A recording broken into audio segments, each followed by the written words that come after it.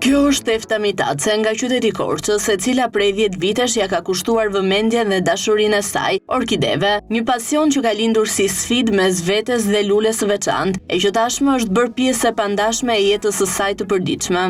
Orkideja është një lule me origjinë aziatike, e zbuluar në Japoni në vitin 1925 nga Karl Blum. Në shekuj, kjo bimë ka qenë simboli i dashurisë e bukurisë, ndërsa nga kinezët është quajtur edhe si bima e aromës së mbretit. Tefta fillimisht na tregon se si lindi pasioni për të kujdesur për këtë bimë, si një sfidë mes saj dhe lules. Ajo pyeste veten se pse prishej bima e orkides që prej ditës kur filloi ta mbante në shtëpinë e saj. Sipas Teftës, tre janë specifikat e kujdesit të orkides: temperatura e ngrohtë, lagështia në ambient si dhe drita indirekte.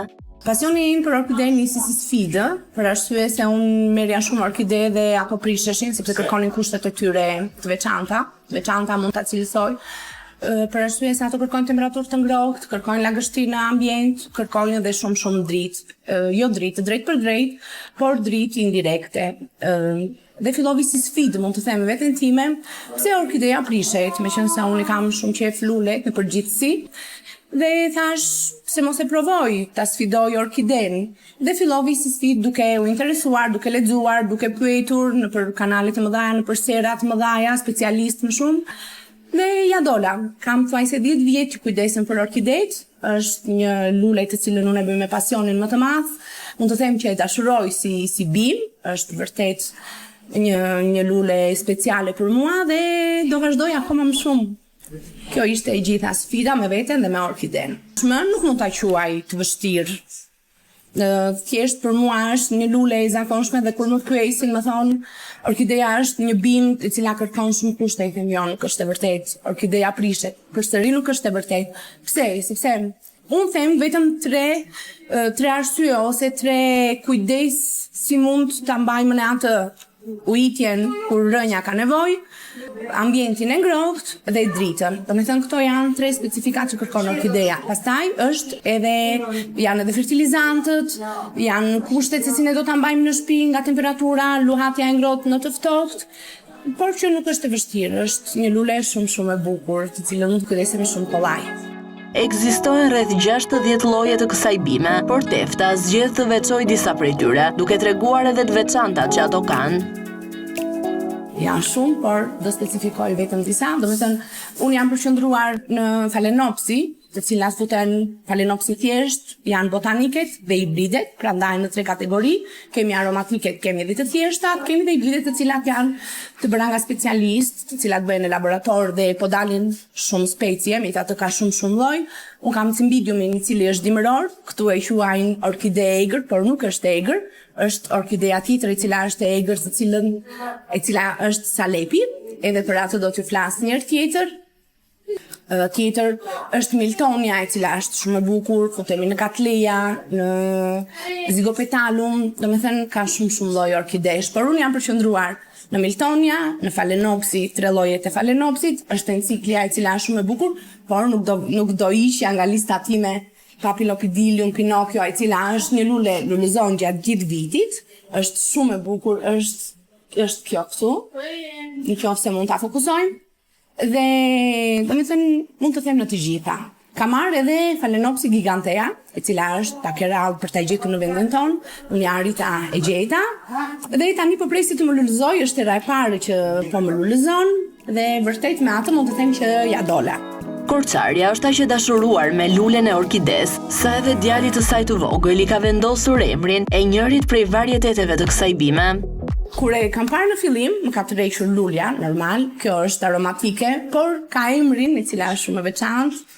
Kjo quhet Joy Fairy Tale dhe ka emrin e djalit tim të vogël. Dhe derisa e gjejta, ose mund të them kur e pash dhe lexova emrin, nuk e diskutova që do ta merrja. Aktualisht, Tefta ka zgjedhur që të qëndrojë pranë të apasionuarve pas orkides nëpërmjet llogarisë së saj në Instagram. Kjo është rruga lidhëse e saj me të gjitha zonjat, të cilat kërkojnë të kujdesen për këtë lule, dhe çdo ditë e kontaktojnë Teftën duke i drejtuar pyetje të ndryshme sa i përket kujdesit për këtë bimë. 36 vjeçarja me shumë kënaqësi u përgjigje të gjitha pyetjeve, duke treguar kështu jo vetëm dashurinë e pasionin për orkiden, por edhe dëshirën e madhe për të ndihmuar. Unë kam një faqe në Instagram, nëse mund ta them, është kujdesi për orkide. kam disa ndjekës, i kam shumë të mira zonjat dhe pyetjet që më bëjnë në përgjithësi janë si duhet ujitur orkideja, ose sa kohë duhet ta lëm në ujë, ose pyetjet a mund të përdor, megjithatë do të flas edhe për fertilizantët, a mund të përdor ujë me oriz ose ujë me patate, domethënë lëngun e tyre mund ta përdor. Dhe unë gjithmonë e rekomandoj jo, për arsye sepse janë fertilizantë të dëmshëm për orkiden. Unë gjithmonë rekomandoj ujitjen një herë në muaj me fertilizant, e cila ka fertilizanti është një ushqyes i jashtëm, e cila e ndihmon sepse orkidejt janë të kapura në pemë, pavarësisht se ne i mbajmë në vazo, meqense nuk kemi mundësi që t'i mbajmë në pemë dhe për shtëpitë tona, por janë në vazo. Vazot janë transparente siç mund t'i shikoni. Dhe zonjat më pyesin sa shpesh duhen ujitur, kur duhet përdorur fertilizanti, kërkojnë në dritë apo jo. Domethënë më bëjnë shumë pyetje të ndryshme, por që unë përgjigjem me kënaqësi të madhe dhe vërtet edhe zonjat më ndjekin me pasionin e tyre më të madh.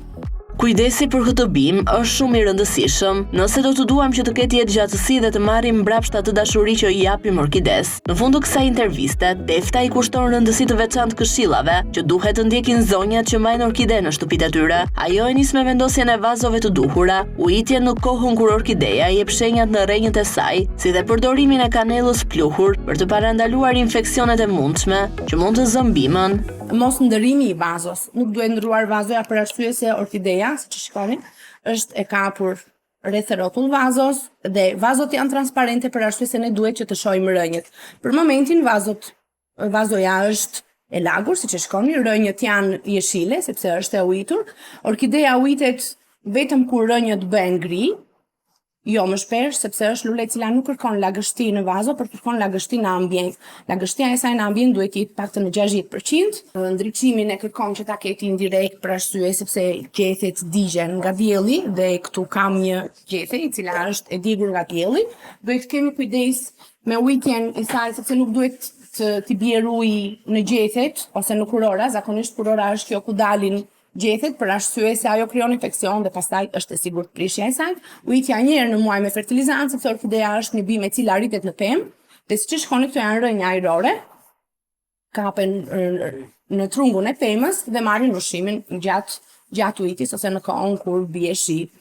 Pra, këto janë rekomandimet që unë them shumë, por duhet të dini që orkideja nuk duhet të lëvizet nga vazoja të paktën për 3 vjet. Mund ta lëvizim nga vazoja në qoftë se kemi rrënjë të prishura, në qoftë se e shikojmë që gjethet fillojnë bien, duhet të tregojmë kujdes. Por, edhe një këshill tjetër, duhet të përdorim kanellën pluhur, në qoftë se kemi ndonjë infeksion ose ndonjë shikojmë diçka të pazakontë në orkideja për arsye sepse kanella është insekticid natyral dhe nuk e lë infeksionin që të përhapet.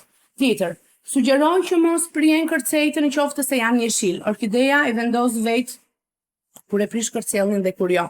Në qoftë se është kërcelli jeshil dhe i lulëzuar nuk do ta trazojmë. Në qoftë se prish përsëri lulet dhe thjesht mbetet një kërcell i thjesht në syfat e fshehur, këto janë syfat e fshehur, dalin ose kërcelli i ri, i cili është për lule, ose keiki. Keiki quhet në gjuhën hawaiane dhe ne i themi bebe. Pra është një bebe. Orkideja e vendos vetë kur do ta lëshoj beben. Ne nuk e kemi në dorë, domethënë ne duam shumë që t'i shtojmë sa më shumë orkide, por e vendos vetë bima. Këtu kam një orkide e cila ka 5 bebe, unë nuk e kam lëvizur dhe është e gjitha me rrënjë të shëndetshme, por edhe me kërcej të ri. Pyetjet e tjera, të cilat unë marr, më shkruajnë shpesh dhe më thoni që orkideja po më prishet. Dhe ju them, më dërgoni foto ose video që unë ta shoh. Por ajo nuk prishet duke prishur kërcellin, sepse e shohin që kërcelli është tharë dhe me idenë që po më prishet orkideja. Do them orkideja nuk të është prishur, e ke shumë në rregull, por bima, nga që do të çlodhet, sepse ka edhe kjo fazën e saj të çlodhjes, ju them që po bën prishjen e kërcellit. Pra është diçka normale e cila ndodh në bimë. Dorëzoj atë, orkideja zakonisht ka rreth 40 ditë ose një muaj e gjysmë çlodhje, kur është në fazën e saj të qetësisë, dhe më pas fillon aktivizon përsëri kërcejt e ri. Pra, do t'rregoni kujdes vetëm me ujitjen, nuk duhet që uji të vejë në pjesën e kurorës sepse krijon infeksion, Dhe çdo gjë është në rregull nëse zbatoni këto këshilla që ju thash. Lulja qindra vjeçare që i përket bukurisë së dashurisë, duket se ja ka marrë zemrën teftës, e cila s'mund të kalojë asnjë ditë pa u kujdesur në shtëpinë e saj për 10 vazo e lloje të orkideve. Ky është një nga shembujt më të bukur të një vajze, e cila vijon të jetojë me pasionin e saj për lulet, e në të ardhmen kërkon të krijojë ambientin e saj të orkideve për të mirëpritur të gjitha vajzat e zonjat që janë të apasionuara pas tyre.